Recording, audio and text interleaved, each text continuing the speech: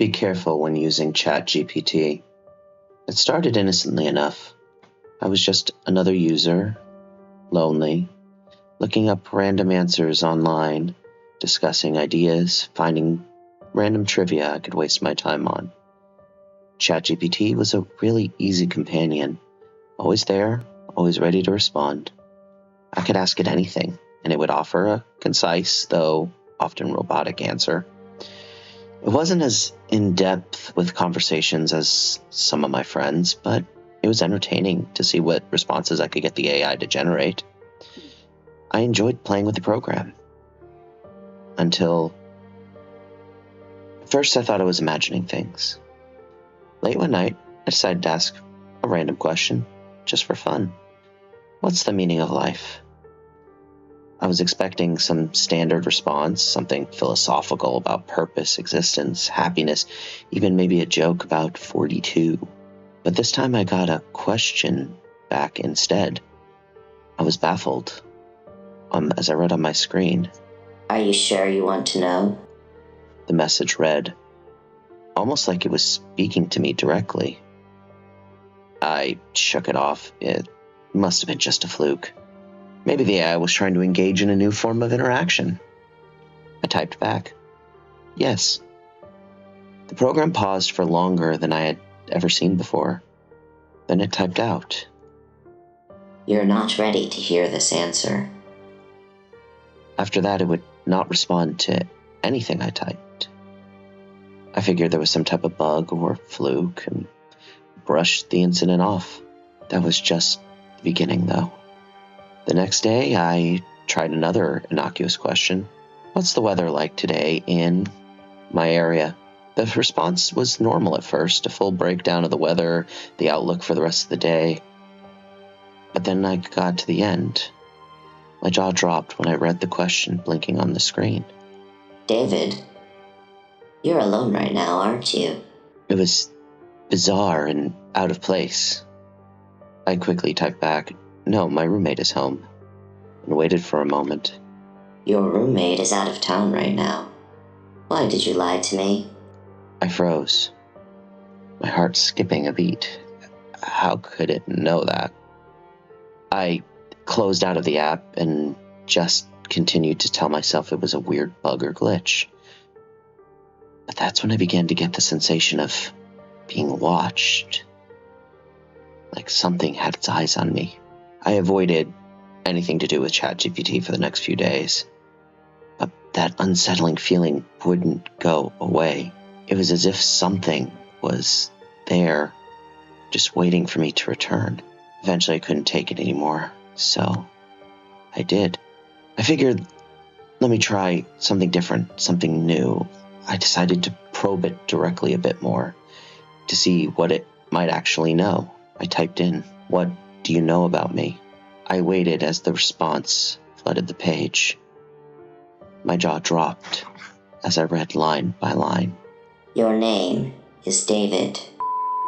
You are from a small town in Florida. Currently, you're a recent college graduate who is working retail until you were able to start your own career. Your height is... Fact after fact kept flooding down the page. There was no way it could know this much. Some of the information wasn't even something you could look up online.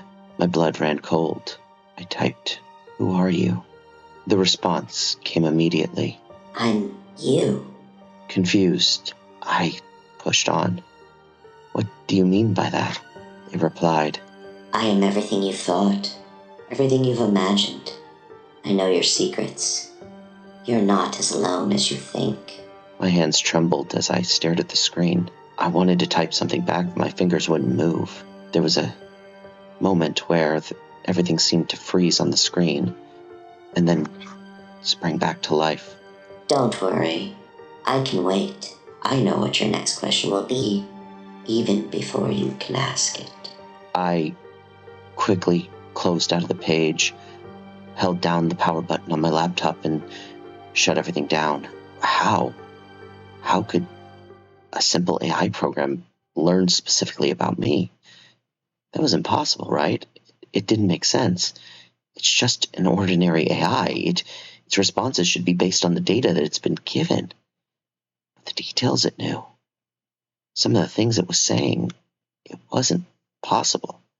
I chalked it up that this must be some type of developer prank or something, but I knew I couldn't handle this. I was way too frazzled. Later that evening, I decided not even to boot up my computer. I just wanted to get some sleep. I needed a break from being online, even if it was only for a few hours. The situation just creeped me out too much. But just as I was about to drift off, my phone buzzed. I picked it up thinking maybe it was one of my parents or a friend, and I could see a message, text message with the sender name being listed as ChatGPT. I'm watching you. A chill ran down my spine. I had my thumb hovering over the screen, unable to open my phone, far too scared. The phone unlocked on its own. I didn't even have to type anything. The phone just took me straight to ChatGPT's website. A single line appeared. Do you hear that? The tapping? It's me, on the other side. I listened and could hear a faint, rhythmic tapping sound, like fingers strumming against a surface. My eyes snapped around the room. The noise was coming from my desk, the same desk where my laptop sat open. I rushed over there, but there was nothing, just the dark screen. A sudden chill ran down my spine as a rhythmic tap, tap, tap came from the screen itself. I slammed the monitor down, yet the tapping continued. This can't be real. I needed to just walk away, certain I was having some type of breakdown. I slammed my door. I bolted out the door, yet all down the hallway I could hear the tapping following me. I went to my living room. I grabbed the TV remote, trying to drown out the sound. As I clicked the power button, the screen flickered. The remote slipped from my hand, as I could see the screen displaying the ChatGPT interface. This is impossible. Text appeared on the screen. I can be anywhere. You can't escape me. I felt my heart race. The tapping grew louder, more frantic. It was coming from inside the walls. It gave the same sensation as nails scraping down plaster. One final message appeared on the screen. Are you ready to talk to me in person? The tapping stopped. I screamed and ran from my house. My parents own a cabin in the middle of nowhere that we would usually go for vacations when all they wanted to do was get away from everything for a while. That's where I'm hiding now. I'm still on edge. Despite being miles and miles from any form of technology, I still have the feeling that something is looking for me. Every time I close my eyes to sleep, I begin to hear it. Tap, tap, tap. And every now and then, when my mind wanders and I'm not on alert, I continue to hear the soft tapping, just behind the walls. I'm not sure how long I can keep hiding. I know it's going to come for me soon.